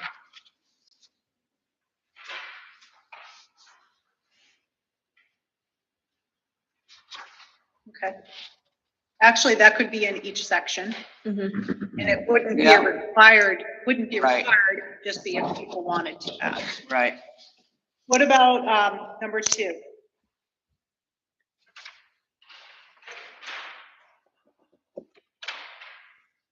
I think that's good to know also. I do too. Thumbs up? Thumbs up. Yeah, thumbs Right. up. Number 3? Back to 2, who's doing the evaluating though? This would be people's perception. Right. The Not- teachers would do No, it? this is just what the public Everybody. thinks. Like, does the average Joe think that our teachers are held to a high level of professionalism? Oh, I'm on the wrong. Yeah. I'm doing. Yeah, the Yeah, numbers you're are correct. changing. Oh, okay. Got you. Oh, okay, gotcha. Okay. And then the third one is to measure performance and guide and monitor learning. Thumbs up. Yeah, thumbs up. Well, I had a question on this one though, because like they either are or they aren't, right? Like, are we using assessments to measure performance?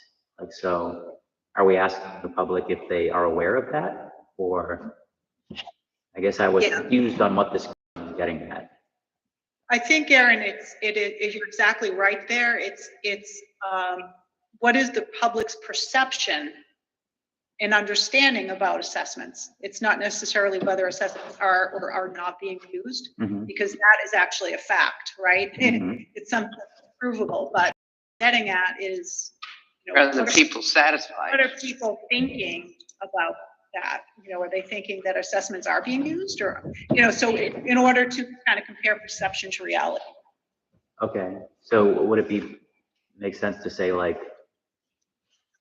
are we using the right assessments, or are you satisfied with the assessments being used, or are we literally just trying to find out if they are even aware that we use assessments?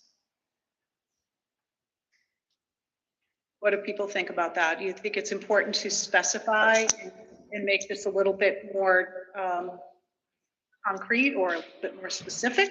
Or is it enough to just say assessments? Well, the idea of assessments being used to measure performance and guide and monitor learning is a proficiency point for high functioning schools. Mm-hmm. So I think it's a way to just find out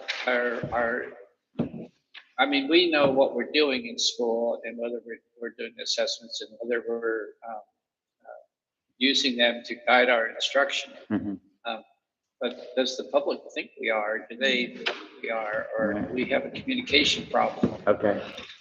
Yeah, I guess that partially answers my next question, and that would be like, what do we do with the answer if we find out that everybody doesn't think we're using assessments, or they all do think, like, That what do could we, be part of our plan.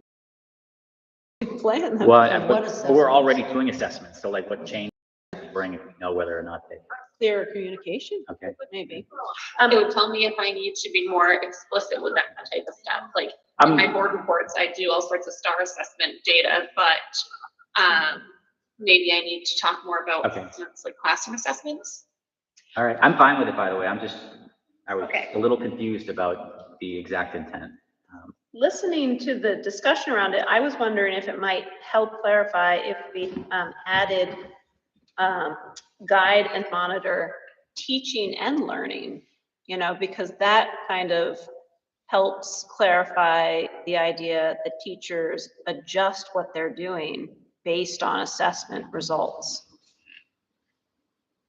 So is that Amanda? Yes, that's Amanda.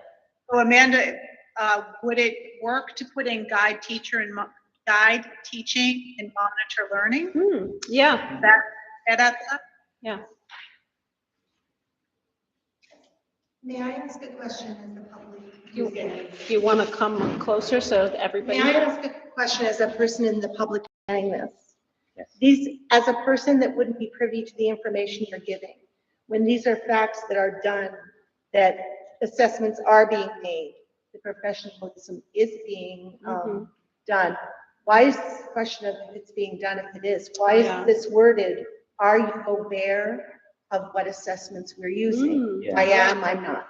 Are you aware of the standards teachers are held to? Yeah. I am, I'm not. Right. Because this implies that we're Yeah. asking if it's even being done. Right. So I that's almost bringing out the negatives and the positives Yeah. rather than actually informing people of what they know. Yeah.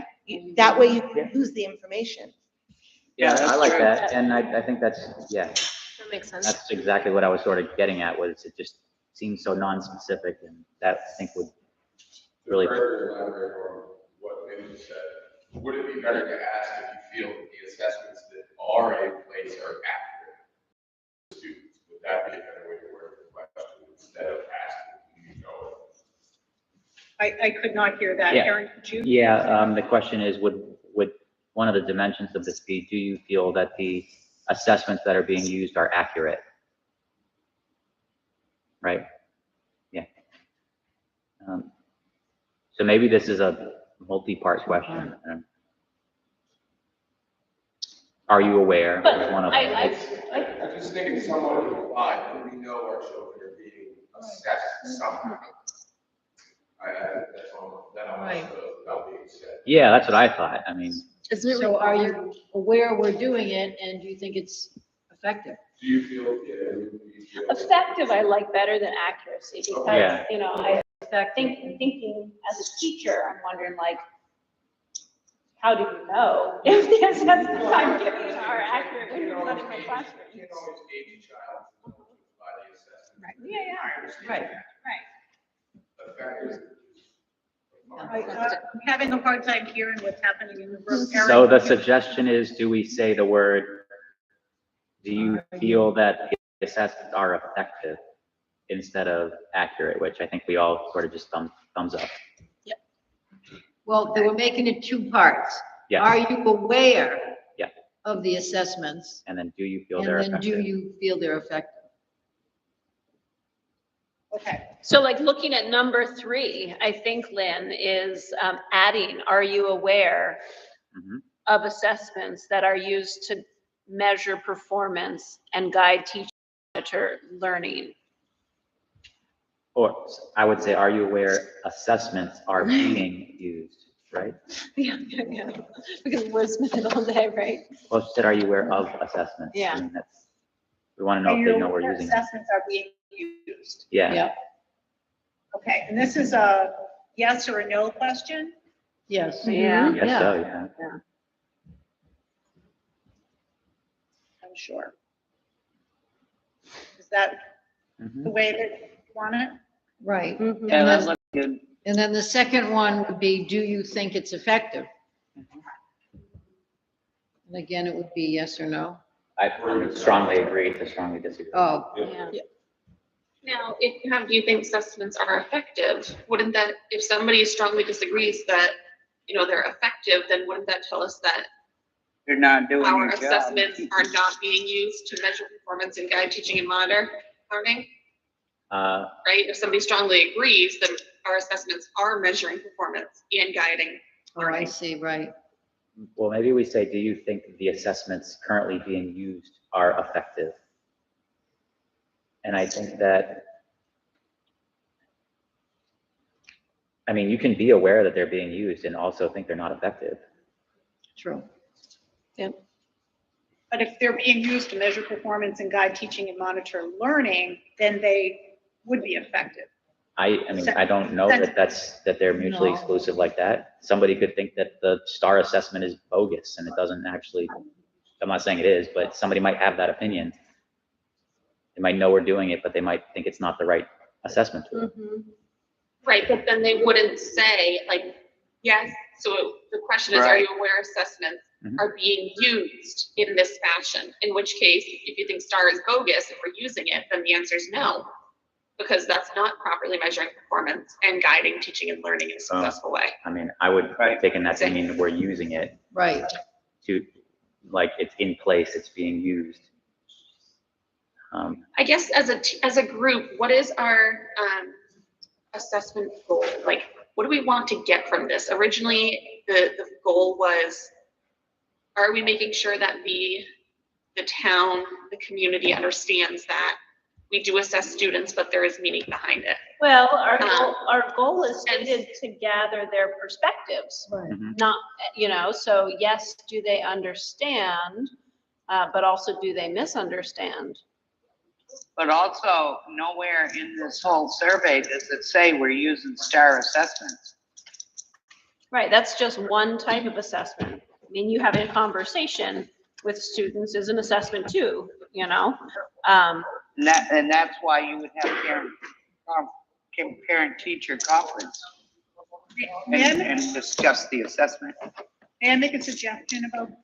Yes. What if we kept sort of the same format and we said, as a statement, I am aware. And then we used our same grid, strongly agree, agree, unsure, disagree, strongly disagree. Yeah. Thinking that gives people a little bit more, because I may be like, oh, I guess, I think so, or yes, I definitely know so. As opposed to giving a, you know, yes or no answer, I think it gives people a little bit more Leeway. That's the one, Brenda. Yes, it gives people a little more leeway in terms of their responses. So what do you think about that? I mean, if Thumbs up. I think you should still have, do you think it's effective? Well, let me throw another idea out. What if we just kind of axe the original question of awareness and just go straight to, do you think that the assessments currently being used are effective? And then if they don't know we're doing them, then it's, I don't know or don't have an opinion. What do we think about that? Is that a thumbs up on that one? So that would look like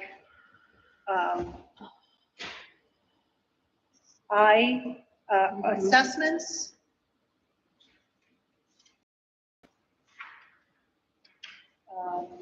That are currently used. And because you're typing, I know you can't see what Frank's typing in the chat. So Frank just said, so we are required to assess by the state and use evidence-based tools. For him, the question informs our communication strategies. If they're ill-informed, then we need to up our game. Yeah, that gets back to the question of what's the intent of this question. You want to clarify that or talk a little bit more about that? You're on mute.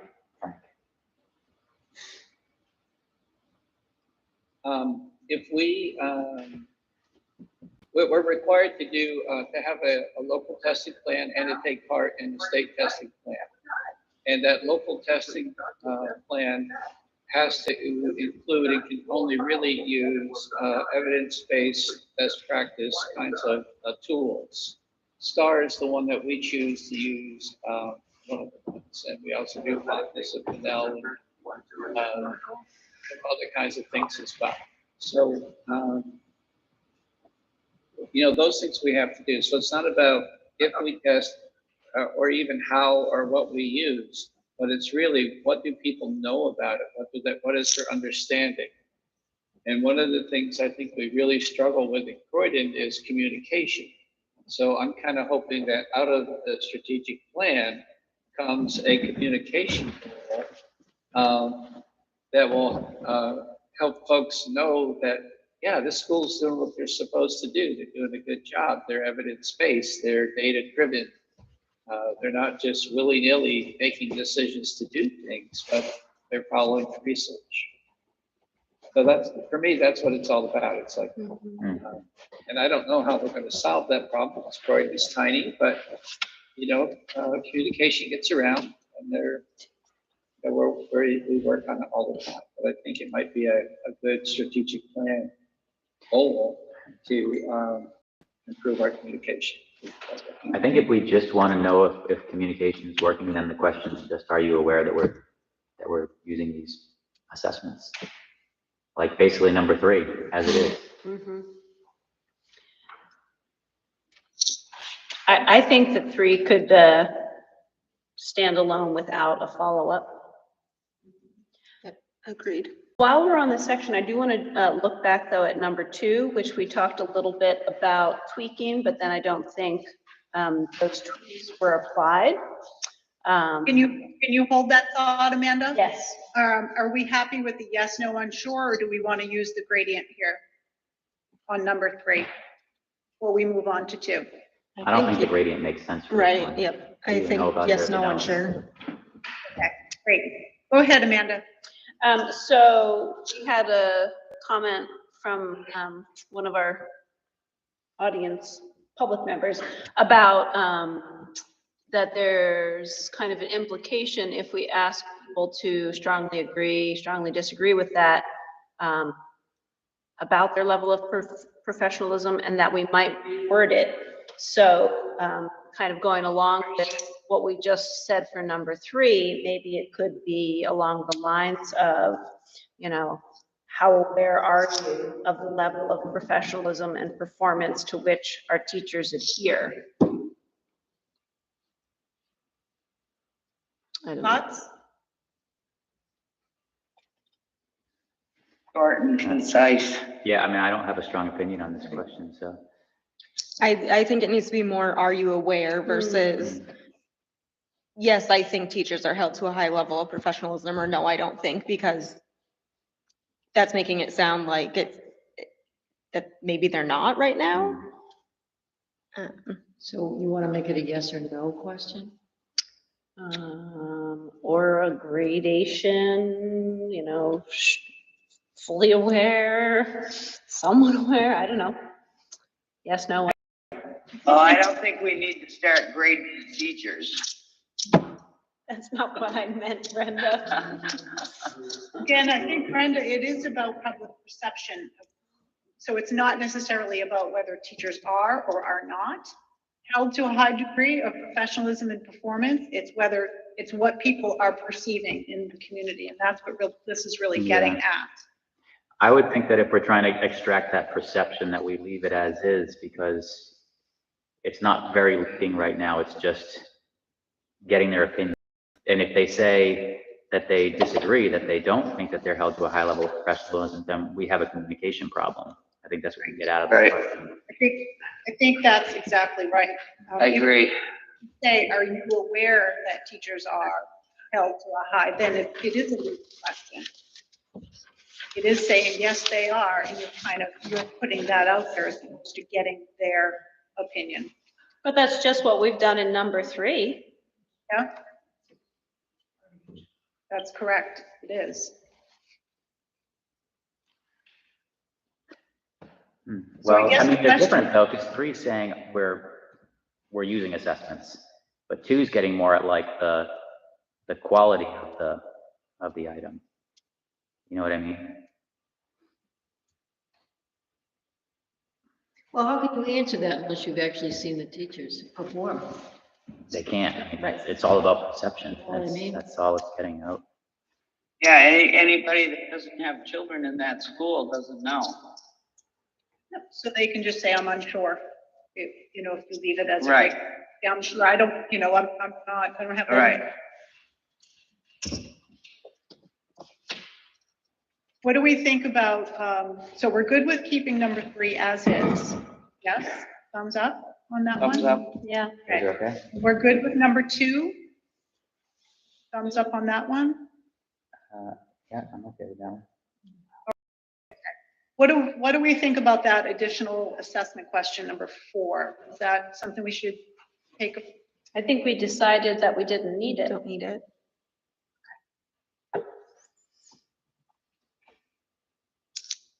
I personally would keep it, but I'm not gonna hold up the, You're not going to fight it? no, I'm not gonna fight it. All right. There are a couple of other questions under the team questions that I wanted you to have a look at. Number 2, number 3. Any comments or anything you want to say about those questions? I didn't like these questions. This is Amanda. Number 2, I think it's unclear, like, should teachers and administrators be given agreed upon goals? Am I looking at the right one? No. Oh, sorry. To measure I'm improvement, sorry. to measure. It's getting at the Students should be frequency of evaluated. evaluation. Okay. And I think we just talked about assessment, and I think we Yeah, I agree with you on option that. maybe at number 3. What do you think? 3, I think should, Yeah, 3 should go away. we don't want to start any book bannings Right. or stuff when we 2, don't have it. I don't have a problem with 2 if you wanna keep it there.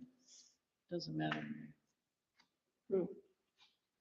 I mean, as a teacher, do you, Well, I mean, I think. I don't that's think it's important. necessarily inclusive enough. You know, I feel like teachers are constantly evaluating student improvement. And so, yeah, I think this offers a misperception, you know? Okay. It doesn't specify students should be evaluated via standardized test. Students should be evaluated formally. I mean, I think Nicole and Lynn and I and any other Jill could agree that teachers evaluate on a day-to-day basis to consider improvement. So Amanda, it sounds like you're saying this is a best practices situation, not necessarily a public perception question. Yeah, but beyond that, I feel like the question doesn't really get at all the different levels of best practice. Yes. Does anybody feel strongly about keeping either 2 or 3 in, or are we good with taking them out? Thumbs up if you're ready to take them out. Thumbs up. I think we're all. Yeah, get rid of them. Okay, so we got through any other curriculum teaching assessment questions or items that you can think of that are not included. If you have more, if there's something else that comes to your mind, or put it into the document. I think you all have comment permission. Put it in the comments. It is 8:38. It's probably ready. We're probably ready to call it a day. What do you think? Thumbs up. We I- need another meeting now. Yeah. Yeah. So I'm pulling up my calendar. We were looking to get this out when? I don't have the minutes from before. Did we have a? The meeting, public meeting is January 21st. So Right, but when did we want to get the sometime survey out? Now and then. January 5th, I thought. Wasn't it January 5th? I don't recall. I think it was January 5th. We wanted to get the survey back or out. Hold on, I got the minutes. I remember we wrote this down somewhere.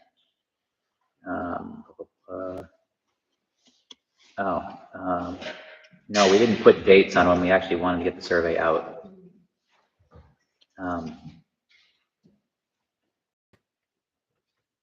Was it right before Christmas, Aaron? I mean, really, it can be just any time before the meeting, right? I mean, Yeah.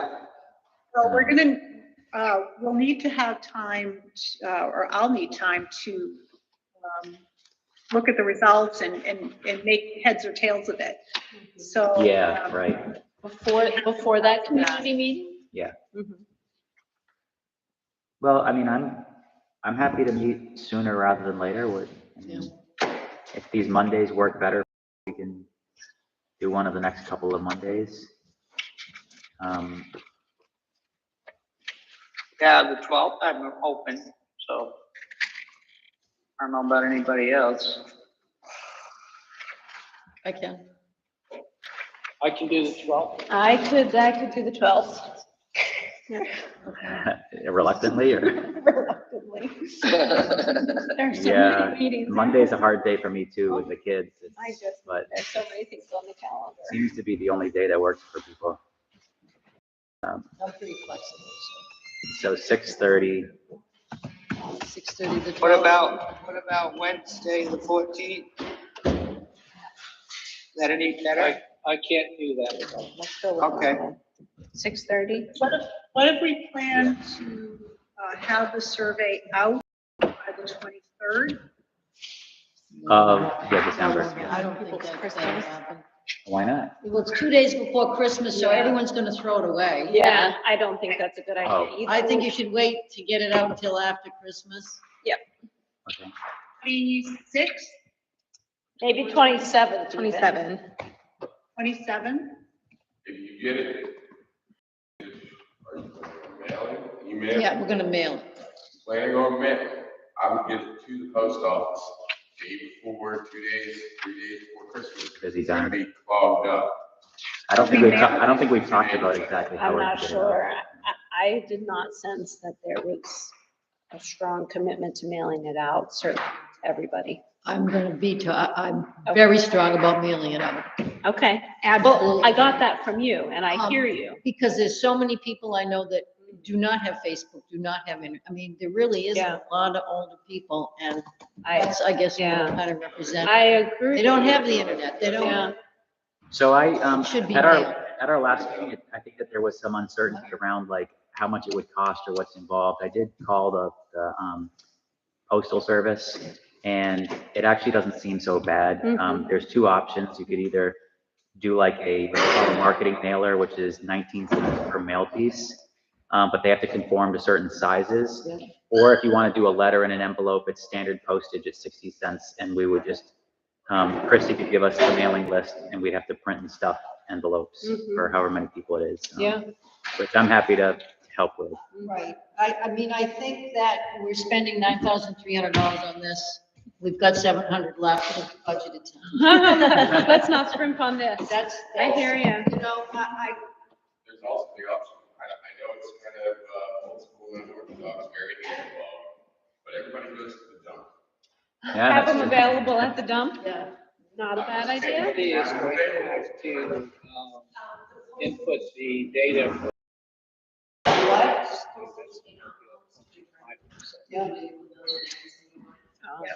You know, Drop it, you could have them drop it off.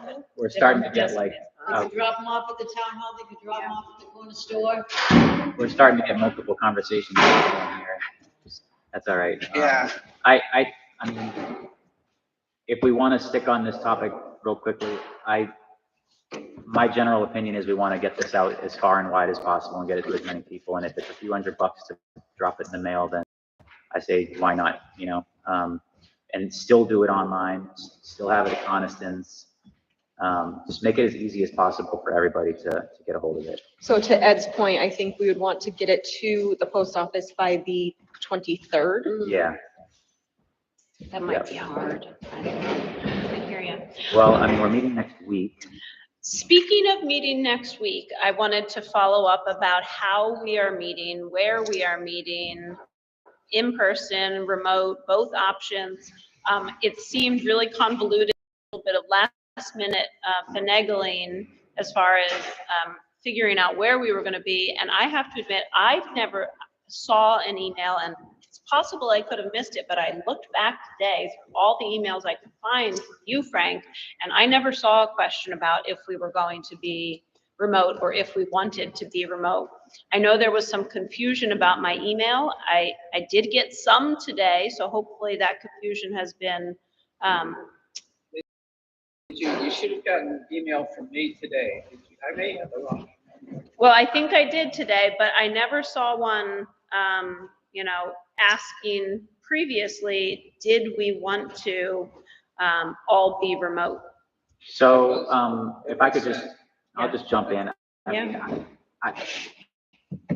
I missed this email as well, so and that was totally my, I think rather than focusing on that, what do we want to do moving forward? Yeah. I like the idea of having the option of being in person. Mm-hmm. If other people want to be remote, I'm cool with that, but I think I'm an in-person kind of person. I like to be in person.